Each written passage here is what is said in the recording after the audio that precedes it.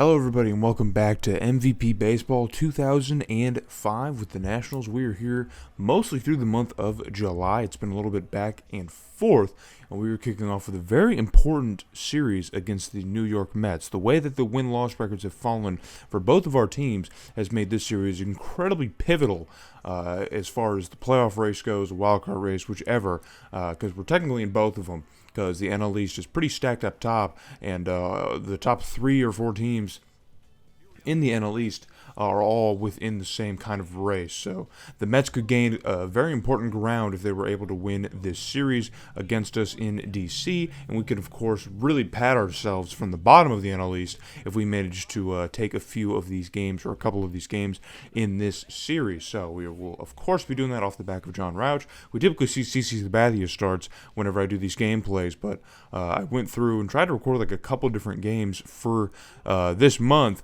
trying to think the most important game, and this Mets series is kind of where we got to. So in the top of the third with a man on second, the Mets are going to threaten to score, and they will score as their lead runner rounds third and is going to make it home safely to score.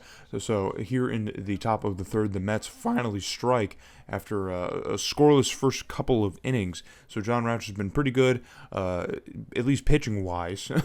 But finally, the Mets break through and get themselves a run. But moving ahead now to the national side of things, Jose Guillen is 0 for 1 in this game in the bottom of the fourth with a runner on first, and he's picked off. So what could have potentially been maybe some extra bases here is going to turn into just simply no bases. So Jose Guillen's now up with no one on the base pass and a 1-1 count here with one out, and Jose Guillen's going to get a piece of that one and rocket it out to left field into the bullpen. So it could have potentially been a 2-run home run and get us right back into this game, but thanks to a successful pickoff attempt, Jose Guillen is going to round the bases by himself, and it's going to be a solo home run here in the fourth inning. But we do manage to answer back to the Mets and keep ourselves in this game, which is very important. So now we have Jose Reyes for the Mets here, shortstop, with 2 men aboard here, only 1 away in the top of the fifth.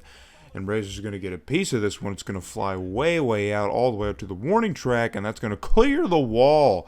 And the Mets are going to add 3 more runs to their total here, and they're going to take a nice little lead over us here in the 5th inning. And so now, with the scoring opened up in the third, it looks like things might just be going back and forth between our two teams as we now try. It's a war of attrition now. What starter is going to end up on top, we don't know. But Mike Cameron, of course, the big hitting Mike Cameron with runners in the corners here with 2 away. And Mike Cameron lifts this ball all the way out to left field, and it's got some carry all the way out to the warning track, and that's going to clear the wall. And so the Mets are going to add even more runs to their total, and a nightmare inning for John Rauch just continues to get worse as the Mets add 2 3-run home runs in the top of the fifth, to completely bust this game wide open. So, and what could have been a 2-run home run for the Nationals has turned into just a complete disaster on the other side of things as Mike Cameron's big bat comes in clutch here for the Mets in the middle of the game. And now, of course, going to have to hold some court here and figure out just exactly what's gone wrong, but that's going to be it regardless. And now Seth Griesinger, one of our better relievers in our pen, is going to come out to try and stop the bleeding. And so moving ahead now to Christian Guzman, who's already 2 for 2 in this game here in a 7-1 ball game, a full count in the first. And Christian Guzman's going to get a piece of that one and slap it through the left outfield gap, and that's going to roll all the way out to the wall. And we know Christian Guzman's got the wheels, and he's already rounding second. He's going to try and get into third, and he's going to be in time as no throw is going to go to third. And so Christian Guzman gets things started off for us with a triple here, a potential scoring rally, hopefully, because we're just desperate for anything really at this point, and he gets us off to a good start with a nice little triple. So with a man on third, can we bring Christian Guzman home or maybe even add more on to the bases?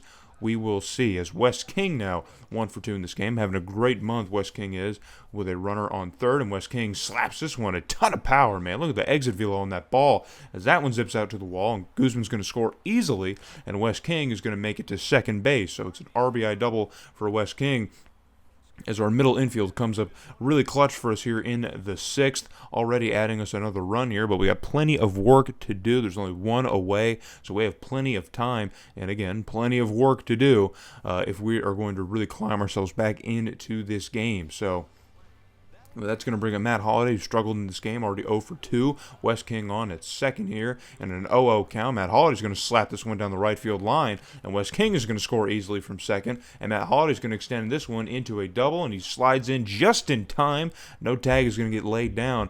Matt Holliday is not the fastest guy, doesn't have like a ton of wheels, but he does manage to get into second base and steal a double from the Mets defense. So another run scores. Now Brian Schneider, the catcher, 0 for 2 in this game with a runner on second and an 0-1 count. Slowly but surely climbing our way back in, and Schneider slaps this one back up the middle.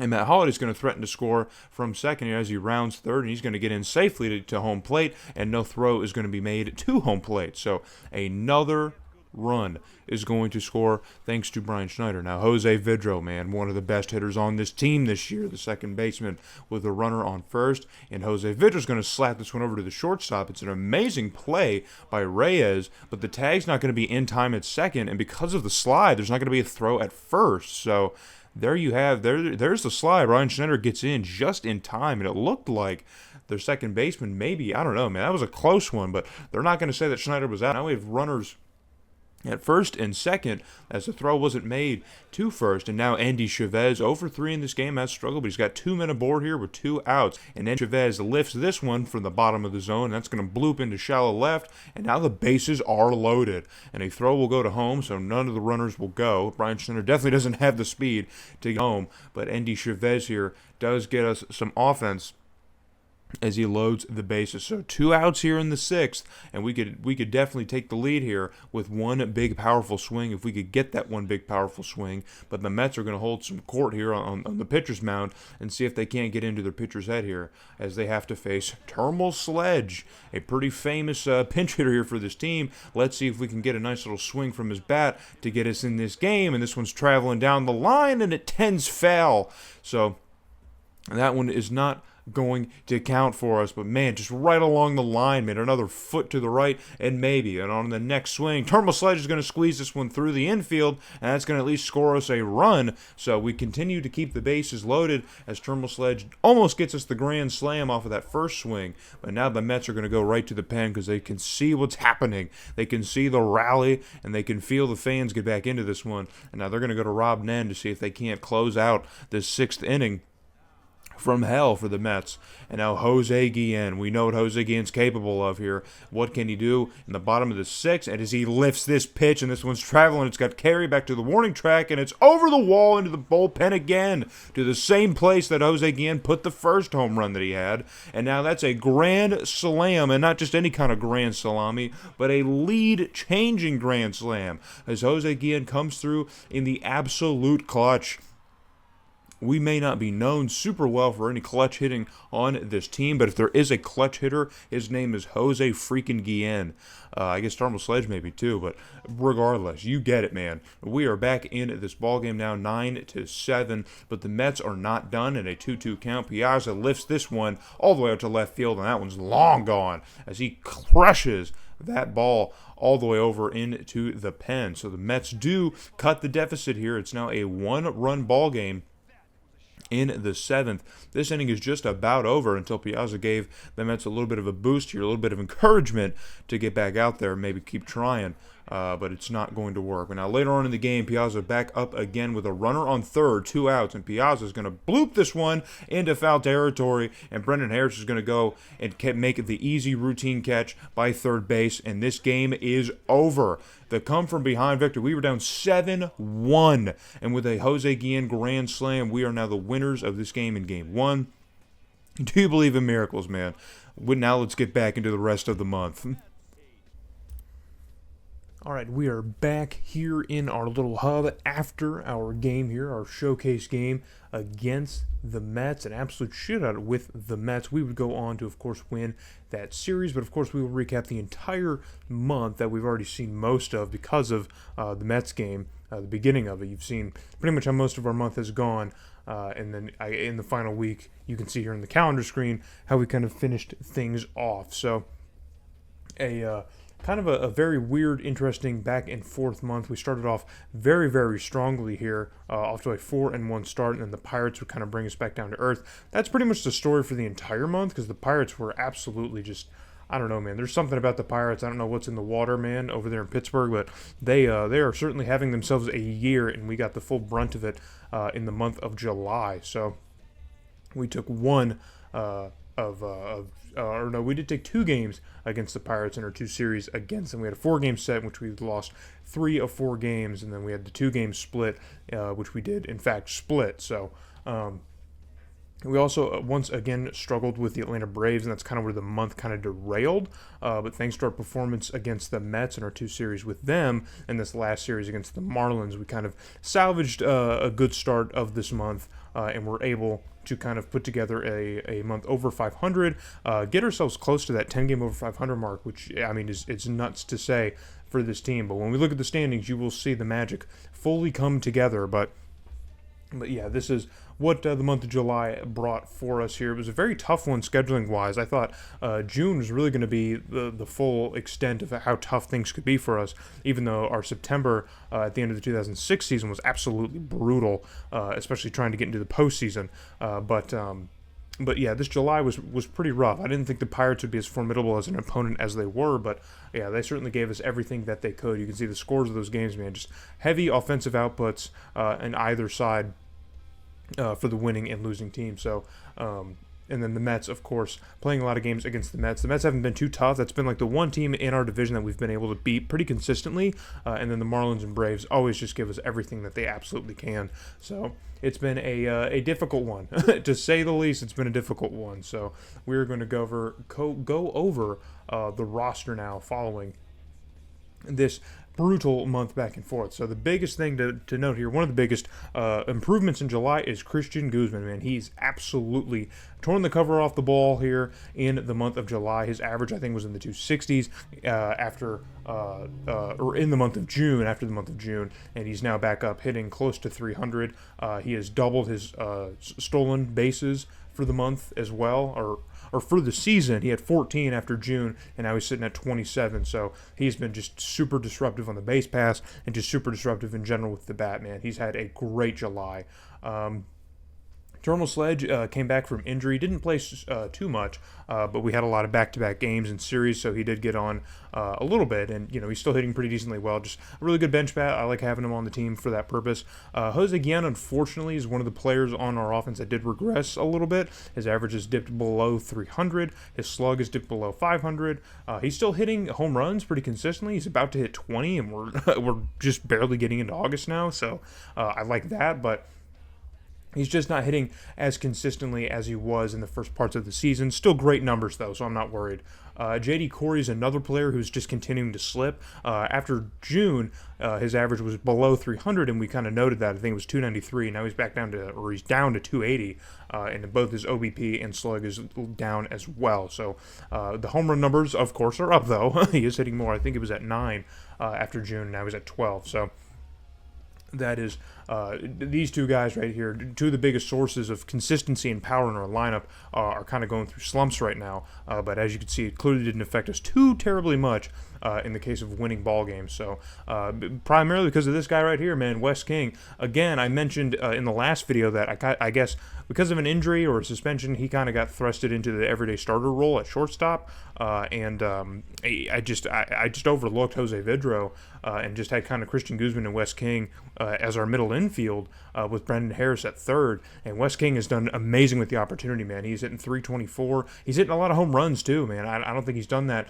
throughout his career too much. Or I guess we can look at his career. He's got 24 home runs, and it looks like 12 of them are from this season. So half of his home runs in his career are from the first few months of the season.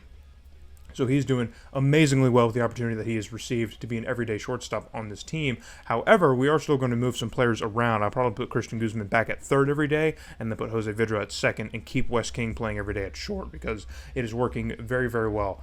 Andy Chavez is another player who's kind of calmed down a bit. His numbers are still very good, but he was hitting over 320, and I think his slug was also over 500, but those numbers have cooled down a little bit. Again, not super worried about it because his numbers are still amazing, but that is something to note about him. and his stolen bases are considerably lower than Christian Guzman's. He's a far cry from his record-setting number last year for this organization. So Brian Schneider's having a pretty good month himself as well. We do have a stretch goal to have 2 players, I think, hit over 15 home runs, and he's one of the budding players that's sitting right at that mark.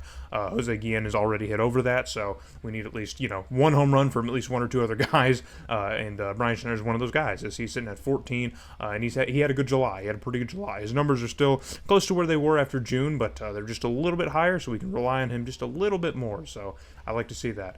Matt Holliday has also calmed down quite a bit. The average under 300, still hitting a good bit of home runs, but yeah, the OBP and slug is also down a little bit. So our outfield in general is just not as hot as they were in the first few months. So they're still hitting very well and getting us and generating a lot of offense. So we can't be super mad about it, but it is concerning that a lot of them are slipping. Brendan Harris at third has also just been a solid guy. His numbers have gone up a little bit. I think he was hitting in the 260s after June, and now he's over 283.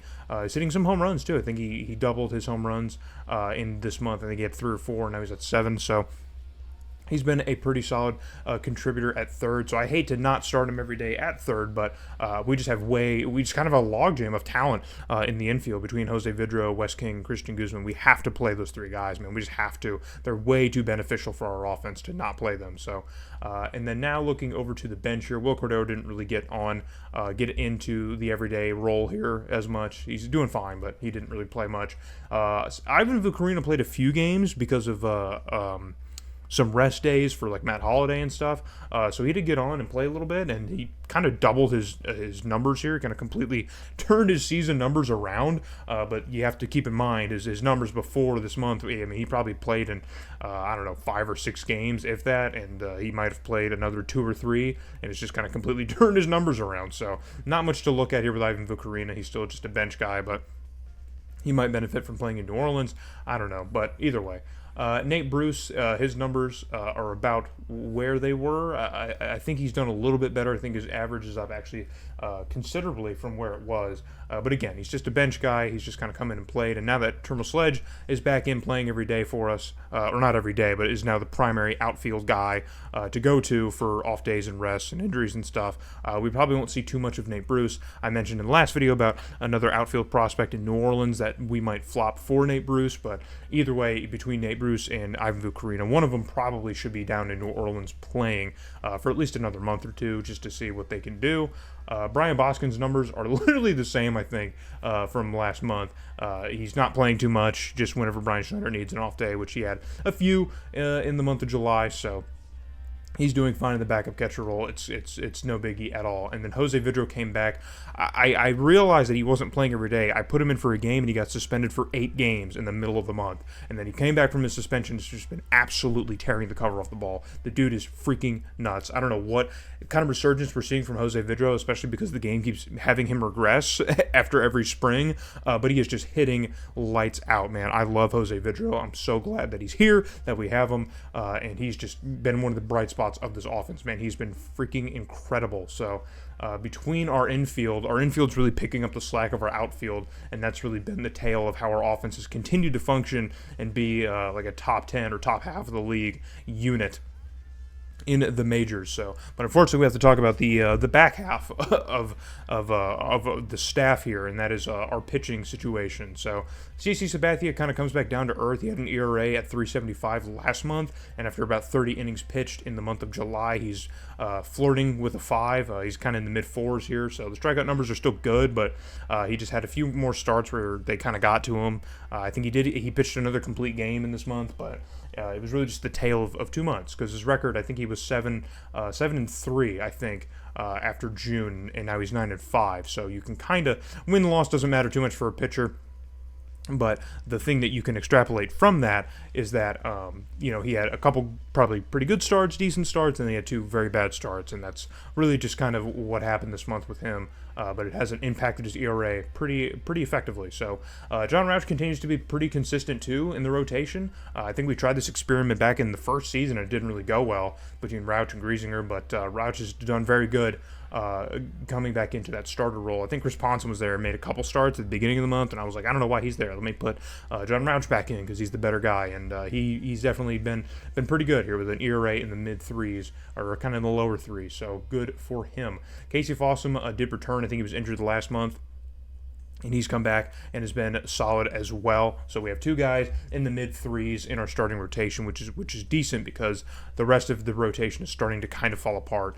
As you look at Tony Armas Jr., who got his ERA under 4, and he was kind of slipping in the last month. I think he had an ERA in the mid 4s, and now he's got it back down under 4. So we're kind of bouncing back and forth with Tony Armas Jr., but he's been at least just solid. He's a good 4 or 5, so I'm good with him. But Sun-Woo Kim is continuing to slip a little bit here. He had a 450 at the end of last month, and now he's at a 483. It's just continuing to get pretty bad for Sun-Woo Kim, but I mean, again, he's doing about exactly what we expect him to do, flirting with the mid 4 to low 5, and that's exactly where he's at, so nothing too shocking. Claudio Vargas, ERA dropped a little bit, but he only pitched about 2 innings in this month. I didn't hardly use him. He's a low leverage guy, and we played a lot of close games, so I didn't really get to use him too much.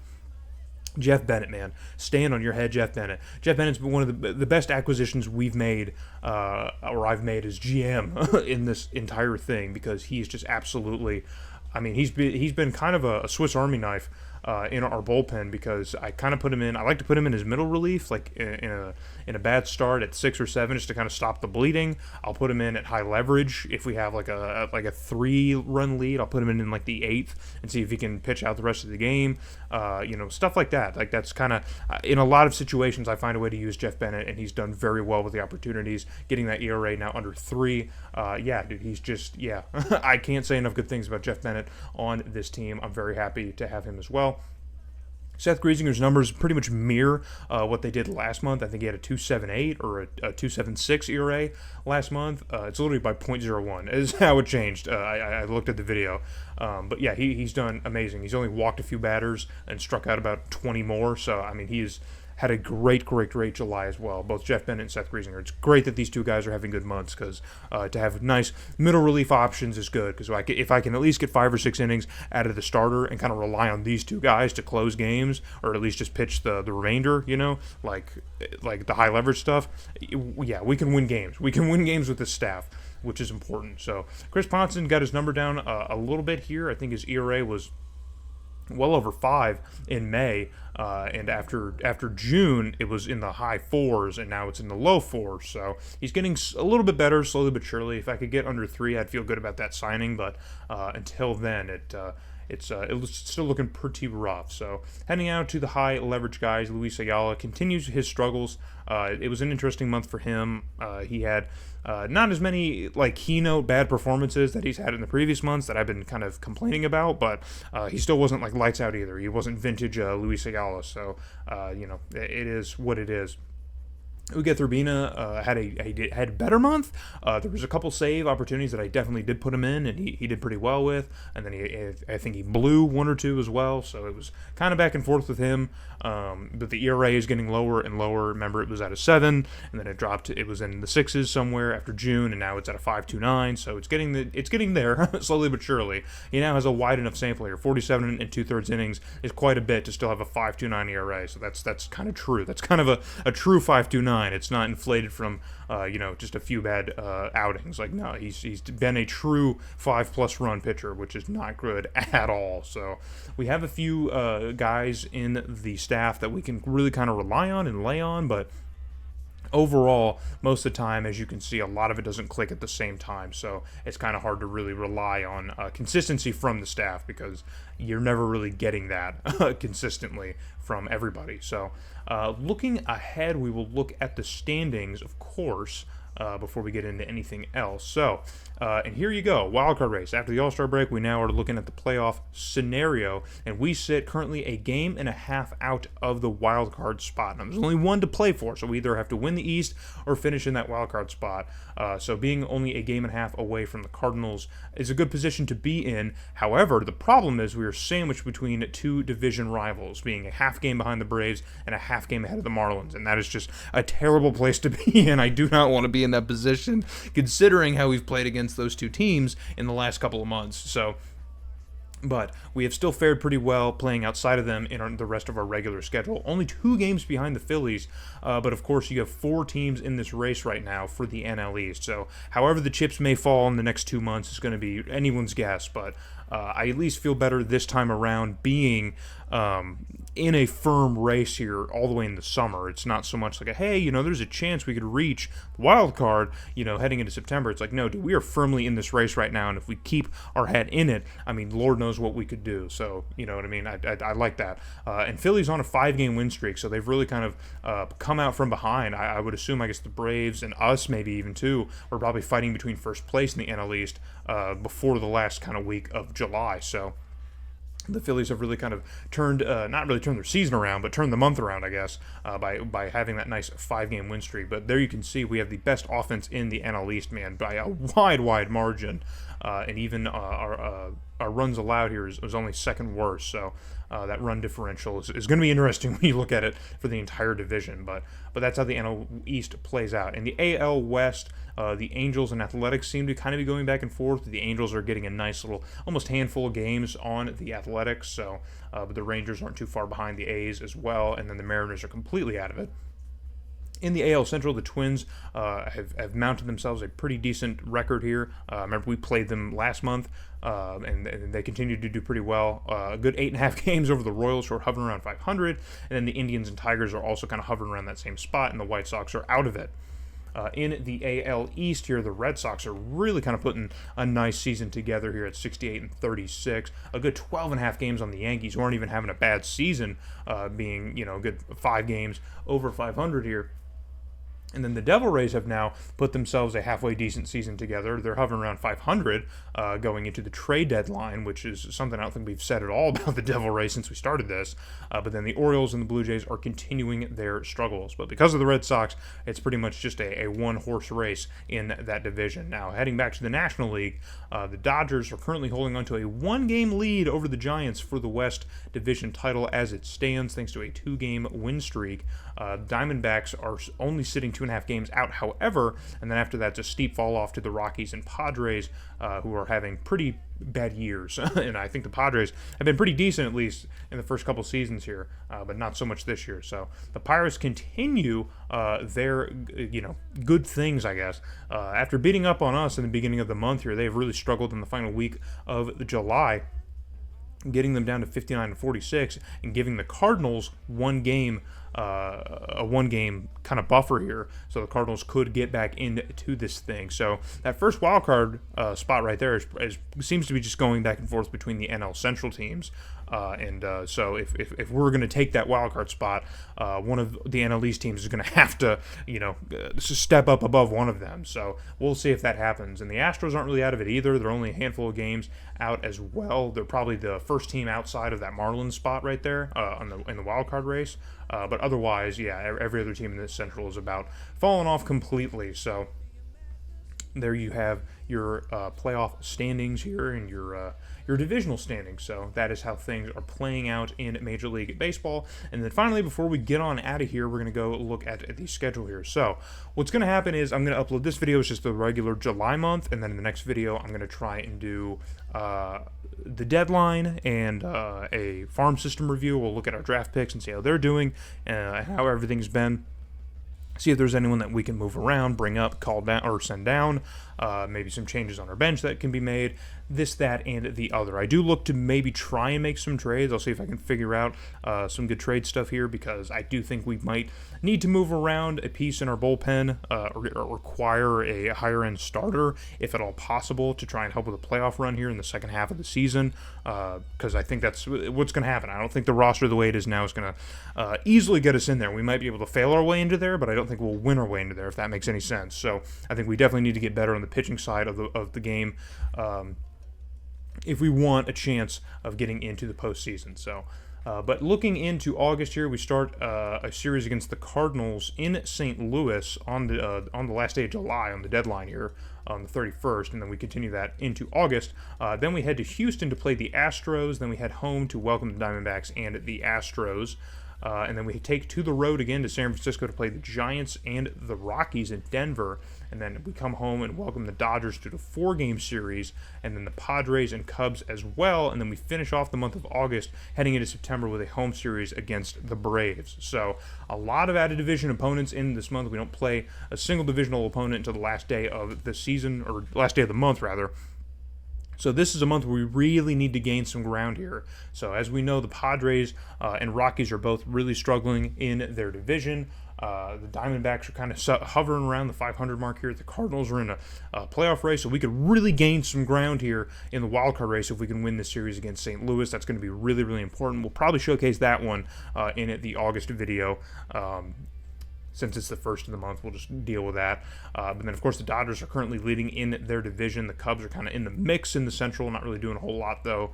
And then the Astros are also in the mix, in that 500 mix, kind of where the Diamondbacks are. So we don't have a lot of high-end opponents, but there are a couple important series that we do need to highlight and focus on in this month. So August is going to be just as important as every other month has been so far. So hopefully you guys come back for that one. But yeah, in the next video, it's not going to be the August month. It is going to be the deadline and prospect review and stuff like that. So I might even do a ranking of our prospects based off of our draft picks. Who knows? But either way, that's going to be in the next video. And then in the following week, we will get to August and cover this Cardinals series, this, that, and the other. You know how it all goes, okay? You're in line with this. But thanks again for watching. I appreciate you guys for sticking with it. And hope to see you guys in the next episode here when we cover the deadline.